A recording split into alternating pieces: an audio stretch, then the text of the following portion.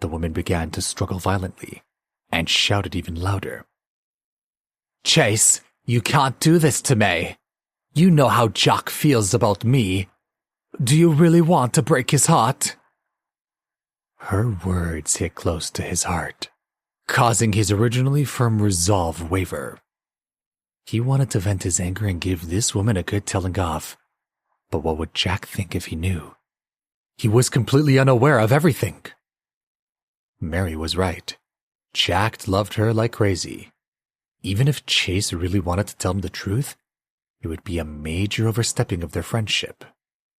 The guard who threatened Chase before now asked him with a respectful tone, "Mr. Rothman, should we escort this woman off the grounds?"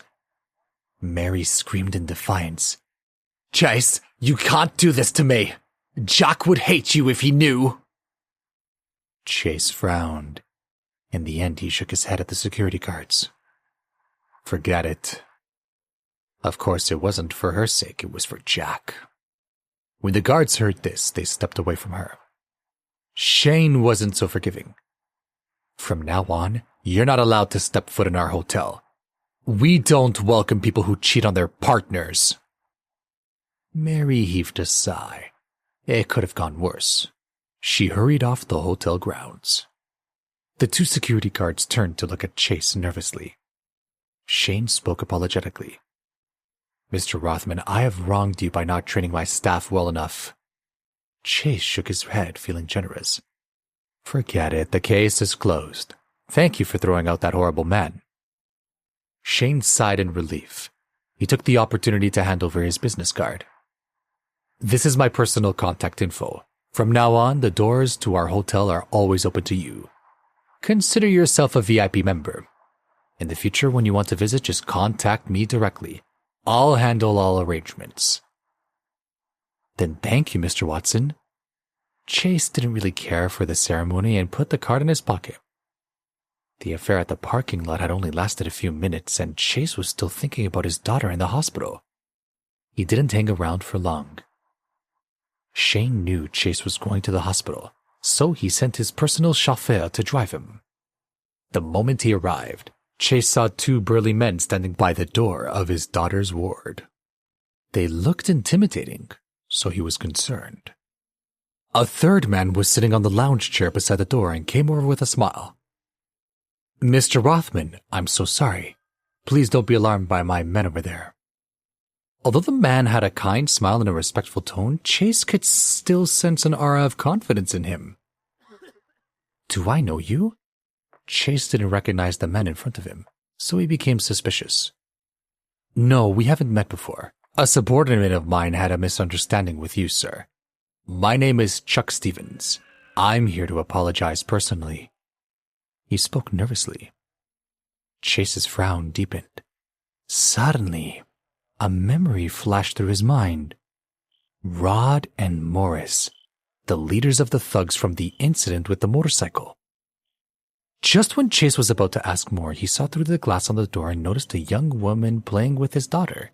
If she was a nurse, she wasn't the same one he'd hired. Chase pushed past the men and walked into the room.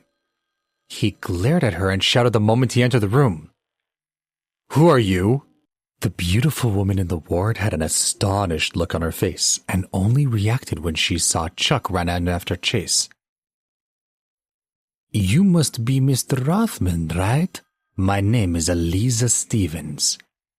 Chuck hadn't expected Chase to react so strongly, so he quickly explained. "Sorry, Chase. Eliza is my wife. She and your little princess really hit it off, so I asked her to help look after her while we waited for you to come back." Eliza tried to explain. "I'm sorry to have scared you. Your daughter is so cute, so I thought I'd keep her company." "It's fine." Chase interrupted her. When he saw his daughter was safe, he felt much better. His grin widened when Dottie gave him a dissatisfied look. "Daddy, don't bother Mrs. Stevens. She's telling me a story. She was right in the middle of Snow White." Chase nodded, not knowing if he should laugh or cry. "All right, Daddy will go out and let her finish the story." He winked at Chuck as they walked out of the room. "My daughter will be begging your wife for stories all night long. Thanks for keeping her entertained. Chuck smiled along with him. In the corridor, Chase went straight to the point. Tell me, did you guys come here just to apologize to me? Chuck quickly explained. Well, Mr. Rothman, Mr. Sanders asked me to apologize to you. There was some misunderstandings when one of my employees ran into you, and then Tim called us and filled me in. I've already dealt with Rod and Morris. I'm terribly sorry about the whole altercation. Hearing this, Chase was stunned. He hadn't expected Chuck to know Tim. Chase hadn't told Tim about the incident with Rod, but word clearly got around. It seemed like Tim's position as Lauderdale's richest man led to all sorts of surprising connections. He had more questions. Are you guys gangsters? Chuck quickly explained. Don't get the wrong idea. I admit we have connections to the underworld, but I'm in a perfectly legitimate business. After finishing, he observed Chase's expression carefully, waiting for his reply. After some consideration, he decided to ask Tim first. I need to make a call. Hold that thought. Chuck agreed respectfully. When Chase reached the stairwell, he called Tim. He went straight to the point. Is this guy Chuck Stevens your employee? I don't know if I believe it. Tim immediately explained. Well, he isn't exactly my man, but he's done me a few favors before. I've instructed him to watch out for you and your family. He is loyal and very trustworthy. It seems like you have a good impression of him. That's good. Chase changed the topic. I have another thing to ask you. You said the famous doctor called you back? When can he come and see my daughter? I'm working on setting up an appointment. It just so happens he was planning to visit Lauderdale this week, so I should know in a few days. Tim said. Thanks. I'll be waiting for some more good news. Chase hung up the phone in satisfaction. On the other side of the door, Chuck was waiting nervously in the hallway.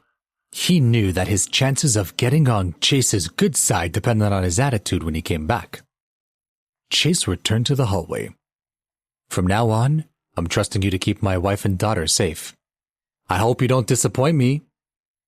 Hearing this, Chuck was overjoyed. He promised that he would not let any danger near his family. I don't believe in promises. I just want to see results. Even if something happens to you, I hope you'll be able to live up to what you told me. Chase reminded him with a serious expression. Chuck nodded respectfully. I understand completely. Only then did Chase bring him back to the ward. A warm smile appeared on his face when he saw that Dottie was engrossed by Eliza's story. He was happy to see that his daughter liked Eliza. It seemed like the two of them would be spending more time together in the future. But soon, Chase began to wonder about how it would appear. He didn't know how to explain it. Celia might not like it if Dottie spends time with you. We'll have to explain it to her in a way she'll accept. Yes, Chuck agreed, immediately going over to Eliza and whispering a few words into her ear. After hearing what he had said, Eliza looked thoughtful. Chase wondered how a man like Chuck could attract such a woman so smart and beautiful. He assumed it was because of Chuck's skills in the security business. He was probably a martial arts master, and maybe contracting had made him wealthy. Eliza Stevens thought for a moment and answered. I understand what you mean. Leave it to me. I'll become friends with your daughter and then your wife will accept me as a caretaker. The most important thing is, I don't want her to know about my business deals with Tim. At least I can't have her learning too much right now. Chase reminded them. I understand. Don't worry. Eliza said. Dottie spoke up. Daddy talks a lot. You guys should hurry up and finish your business. Mrs. Stevens really wants to read me another story. Once again, Chase didn't know if he should laugh or cry. However, seeing how much the little girl liked Eliza, he was both envious and grateful. Hey, kiddo, have you replaced your dad already? Celia had no idea what was going on in the hospital. After the banquet, she went straight back into her office to finish some paperwork. She felt a little bad, but Chase was already at the hospital, so she didn't feel the need to worry. She worked into the night and was about to leave when suddenly she received a call from Jason Young. Celia hesitated for a moment before answering the phone. Jason? Is everything okay? I have good news. My uncle is visiting Lauderville. He is an expert on heart disease. I can introduce you to him. Please subscribe to the Pocket FM YouTube channel and press the bell icon for instant notification. Check out our channel for more such exciting shows.